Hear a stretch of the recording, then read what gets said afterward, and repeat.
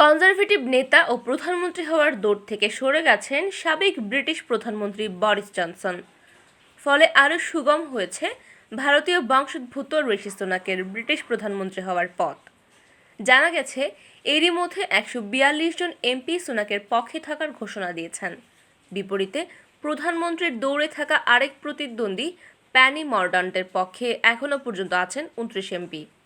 প্যানি যদি সোমবার দুপুর 2টার মধ্যে 100 এমপির সমর্থন জোগাতে ব্যর্থ হন, তবে স্বয়ংক্রিয়ভাবেই ঋষি সুনাক ব্রিটিশ প্রধানমন্ত্রী হয়ে যাবেন।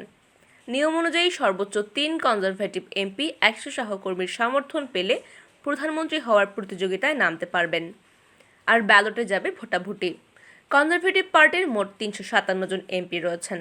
চূড়ান্ত 2 প্রতিদ্বন্দ্বীর মধ্যে ভোটাভুটি হবে। দলের প্রধান নেতা নির্বাচনে ভোট দেবেন কনজারভেটিভ পার্টির 1,70,000 সদস্য। আগামী শুক্রবারই দলটি তাদের নতুন নেতা বেছে নেবে। সেই হিসেবে জনসন সরে যাওয়ায় এখন মাঠে রইলেন কেবল পেনি আর সুনাক।